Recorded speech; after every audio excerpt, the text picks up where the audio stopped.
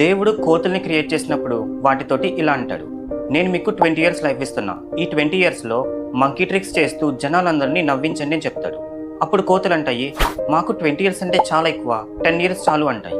అప్పుడు దేవుడు ఓకే అంటాడు. తర్వాత దేవుడు కుక్కల్ని క్రియేట్ చేసినప్పుడు వాటితోటి ఇలా అంటాడు, మీకు కూడా నేను 20 ఇయర్స్ లైఫ్ ఇస్తున్నా. ఈ 20 ఇయర్స్లో ఇంటి బయట కాపలా కాస్తూ అందరి మీద అరుస్తూ ఉండండి అని చెప్తాడు.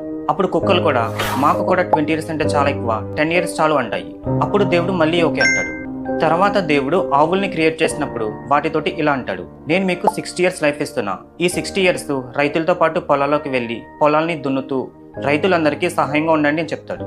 అప్పుడు ఆవులు అంటాయి, 60 ఇయర్స్ అంత కష్టపడడం మా వల్ల కాదు, మాకు 40 ఇయర్స్ చాలు అంటాయి. అప్పుడు దేవుడు మళ్ళీ ఓకే అంటాడు. చివరిగా మనుషుల్ని క్రియేట్ చేసినప్పుడు దేవుడు ఇలా అంటాడు, నేను మీకు 20 ఇయర్స్ లైఫ్ ఇస్తున్నా. ఈ 20 ఇయర్స్లో ఎంత తిరుగుతారో తిరగండి, ఎంత ఆడతారో ఆడండి, లైఫ్ని హ్యాపీగా ఎంజాయ్ చేయండి అని చెప్తాడు. అప్పుడు మనుషులు అంటారు, ఇన్ని ఎంజాయ్మెంట్స్ ఉన్నప్పుడు మాకు 20 ఇయర్స్ అస్సలు సరిపోవు, మీరు ఒక పని చేయండి, కుక్కలు వదిలేసిన 10 ఇయర్స్, కోతులు వదిలేసిన 10 ఇయర్స్, ఆవులు వదిలేసిన 20 ఇయర్స్, టోటల్ కలిపి మాకు 60 ఇయర్స్ లైఫ్ ఇవ్వండి అని చెప్తారు. అప్పుడు దేవుడు మళ్ళీ ఓకే అంటాడు. అందుకే మనం ఫస్ట్ 20 ఇయర్స్ ఎక్కడికి కావాలితే అక్కడికి తిరుగుతాం, ఎంత కావాలితే అంత ఆడుకుంటాం, లైఫ్ని హ్యాపీగా ఎంజాయ్ చేస్తాం. తర్వాత 10 ఇయర్స్ ఫ్యామిలీ కోసం ఎండలో కష్టపడతా తిరుగుతాం.